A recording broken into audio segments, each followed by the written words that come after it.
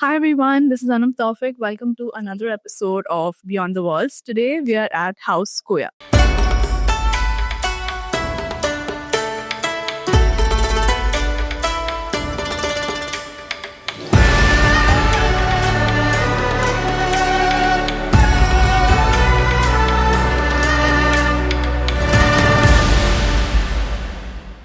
House Koya is a cute little 650 square foot apartment in Mulund in Mumbai that we designed for a family of three. So, Koya in Japanese translates to a warm rustic hut, and that is the vibe that we've tried to bring in this house. The style and the design is heavily inspired by Japandi elements, and a lot of the furniture, the textures are all more warm and neutral. So, let me take you through all the corners in this house one by one, and let's talk about it. So, as you enter the space, this is the main door to the entry, which is like a very neatly grooved veneer paneled door. So, the palette in the entire house is mostly neutrals and just a lot of texture and a lot of soft walls. So, like here, as you can see, this is like a soft wall detail that we've added in most areas of the house. As you enter, on the left hand side is this shoe rack that we've created with these alternately inverted arches and these detailed knobs happening here. So the first thing that you see when you enter the space is this very lovely cozy dining setup. So this entire wall is a stone cladded textured pavement look that we've tried to create here with breaking a bunch of kota stones. We've installed the broken pieces to create this pavement sort of a look on the dining wall. Above the dining is this veneer detail that we've done on the ceiling. So as you can see, there was a beam drop here that we tried to cover in like a nice soft wall detail, which also sort of gets covered in the texture. The dining setup is basically a long bench with a couple of chairs happening across it. The table is a nicely cut, organically shaped. So we've also given a little strip light detail behind the dining bench so as to highlight the wall whenever required. We've used these antique black switches in most places in the house to sort of keep the entire vibe connected overall. Across the dining wall is this really long sofa wall that we have. We wanted to overall keep the vibe very minimal. So what really is going on the sofa wall is basically the texture in the living room sort of envelopes itself on all the walls, including the sofa wall. But the little details that actually make the sofa wall really interesting. One is the slight curve or the slight arch that we've given on either ends of the sofa wall. Another very important detail of the sofa wall is basically these curves that sort of have sense of continuity. So we want to create something that is not too much in the face but also sort of creates a connect. So what we really did is the flooring sort of continues straight up to the wall by a foot or so, and then we have these two waves coming on the wall which just add that little extra-ness to the wall but still keeping it quite minimal and soft. Right above the sofa wall are these two wooden planks, wooden shelves that we've added here. So these are like thick, raw, natural wooden shelves that add right amount of warmth that this corner needs. Across the sofa wall is this little TV wall, which basically is supported by a lovely console. So the console basically has three drawers that are finished in sandwiched cane. Added this large wooden ball on one side, which basically conveys a sense of stability to this space. We've created this tiny art storage for like smaller knickknacks, and then the rest of it is basically the pelmet wall, which again follows the same detail with the same soft walls. As you can see here, all edges of all the walls in the living room are all softened up to create this kind of a soft wall effect and then finished in the lime plaster effect that we've created. So it's a texture paint on top of these soft wall effects, which basically gives it that little handmade earthiness overall and binds the space really well. Basically, this lovely archway leads you into the passage of the house. So the passage basically has 3 doors. The first one leads to the powder bathroom. So in the powder bathroom, we've tried to use a little bit of this powder blue shade to sort of add some fun, because this is also the kids' bathroom. On this wall, we've still connected to the essence of the rest of the house by adding these thick wooden shelves. And for the mirror here, it's basically a black wooden mirror that we've created this detail for. So it sort of overall also balances out the fun and the warmth in the entire space and connects really well to the rest of the house.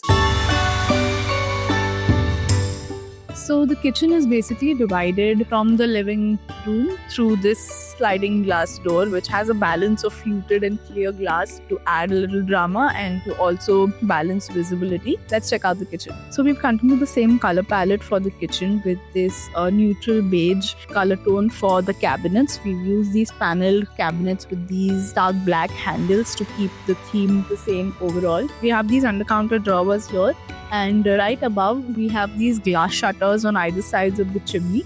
We have a few shelves like these that add a little detail to the space. We've also created this arch detail for the chimney, which sort of repeats itself. This is what we created here for the matka. So for the overhead storage, we did not want to continue the same colors going through. So basically what we did is created this molding detail between the overhead storage and this, so it doesn't look very bulky, and the difference in the depth is sort of managed with the molding detail here. And we've added these little knobs for the top. So the top is white, it kind of blends with the ceiling. The other side has a shorter counter and it has this pull-up overhead storage cabinet happening overall here. Storage in the kitchen basically is balanced out really well in terms of the requirements, and the colors are also overall kept very muted to match the theme of the rest of the house. The second room of the passage is the kids' room. The kids' room door that we've created the entire central area in glass. It is also supported by thick curtains for privacy. So whenever you need it to be closed, it can still be closed. But since it's still a play area, it adds an element of fun as you walk through the passage. So that's the reason we've kept it like this. As you enter the kids' room, you can see that it's basically a combination of a subtle powder pink, but it still has the same wooden details happening overall. We have this little swing happening as soon as you enter. Element of the kids' room is this very cute bunk bed that we've created. Veda, what do you have to say about this bunk bed? I love it. So for the first floor of this bunk bed, we've basically created these thin wooden pillars that also act as the railing for this. We've also created these dummy windows, which overall give it like a nice cutesy castle feel. The headboard of this is like a nice curved detail that's going on with these black and white polka dots, and it has this one little globe light in the corner. It's like a balanced design overall, still finding a little connectivity with the rest of the home. The kids' room wardrobe is basically like this subtle shade of pink, and it has these wooden animal handles that we've added here with a fluted glass happening in the center. As you enter the room is basically like a small little dresser which also has these polka dots, so it basically connects with the headboard detail that we've tried to create. Knobs to sort of hang things on one side, and we have this very cutesy wallpaper happening over here with another live edge wooden top that we've used for the tabletop.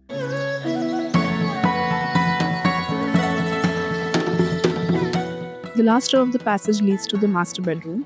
So as soon as you open the door to the master bedroom, the first thing that you see is the side of the wardrobe. So what we've basically tried to do is to avoid like a boring front. We've created these two arches here. The lower arch is basically a louvered shutter for all your worn clothes that you need to sort of hang, and it kind of creates ventilation for the clothes that you want to hang. The upper half is just basically shelves with artifacts, so the front looks a little more interesting. As you walk into the rest of the master bedroom, this is the wall that you're greeted by as soon as you enter. So the same lime wash effect sort of continues in the master bedroom. On the main wall is this arched headboard with like a chevron detail. It's all finished in white ash wood. On one side we have these organically shaped arches that we've created using the column offset width that we had, and it also sort of creates the space for like a long mirror which kind of becomes a dressing area. On the other side is this wardrobe that sort of feels like a continuation of the wall. So we try to match the color of the texture paint with the shade of the laminate that we chose for the wardrobe. We've also added very tiny knobs so it doesn't look like it's too much in the face. We wanted this to sort of blend in really well with the bed wall. On the opposite side of the bed is another small wardrobe which basically has these sandwich cane shutters and these large cane handles. So this sort of becomes like a nice corner element here. It is then continued by a small cement finished light, and it has another live edge table which sort of just becomes like a station to work on. My most favorite detail of the master bedroom is this wavy skirting that we've done overall. So we've basically incorporated this detail throughout the room where the skirting on the walls is basically this wave that we've created, and it adds a lot of harmony to the space. Inside the master bathroom, what we've done is a combination of solid texture tile and a combination of that with brown printed subway tiles. But we sort of wanted to create an impression of the old overlapping the new in some way. So what we've really done is this textured thing becomes like an entire curve that sort of flows throughout the bathroom like one entire continuous line. And beyond that is the printed subway tile at the back. So it creates a lot of drama in the bathroom while still keeping it muted and neutral. So that was the end of the tour. Now let's have a little chat with our clients and understand what their experience was like. It's best to hear from them. What was their inspiration in wanting a home like this? Hi, I'm Jyoti. Yeah, hello, I'm Puneet. We are the owners of the brand Mocha. Yeah, this is our first house. So we were really excited for our first house. We are also kind of a people, we love to be in cozy places. We love going to the nature. So, her page, Anand's page kind of helped us, what we should do with our house. It's been a whole year since we handed over. So how has your year been in the new house? Very relaxed, I would say. Yeah, and now what happens, even like we go for a, 2 days vacation or 2 days trip. So he's like, oh, I just want to go back to home. Very awesome. He has become like this. I just want to go. I want to sleep in my bedroom. I want to stay there. I think the feeling of wanting to come back home. Yes. Yes. What is your favorite corner of the house and where do you spend the most time? Firstly, the whole house is our favorite. But still, if you ask me a favorite corner, I would say the dining one and my bedroom for sure. Yes. What about you? Same for me, like the dining area especially. So we can sit there for hours and hours, and we can just, especially I sit with her a lot of time there. I just sit there and we discuss a lot of things about future, about our daughter. So maximum discussion happens over there. Yeah. That is our favorite. Is there an experience or a memory from the process of this project that you cherish? There are so many, but the one I cherish is like what you did was, it is still unforgettable because the wall that those painters have, made, that was something not I was liking it, and I was quite, I would say, depressed. I remember the one entire day where you were like, I don't want to come to site because I don't want to see that wall. Yeah, so I was like, what happened now? I was not even looking to this wall, so I was that depressed. And the next day I came and I saw the wall, and it was a magic, I would say, for us. Vida, what is your favorite part of your bedroom? Dressing table. Dressing table. So is there anything you would like to say in conclusion? What was your overall experience like? It was smooth.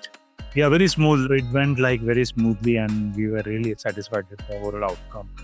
And I was amazed that, the house turned out to be so beautiful, because I knew what I wanted, but I was still blank. So the experience turned out to be awesome, I would say. Yeah, it was too good. Thank you, Jyoti and Puneet, for sharing your thoughts. And that was House Koya. I hope you enjoyed this walkthrough. Up next is a beautiful 3 BHK we designed for a South Indian family, inspired by the nostalgia of their childhood home. Don't forget to like, share, and subscribe. We can't wait to take you along on this journey.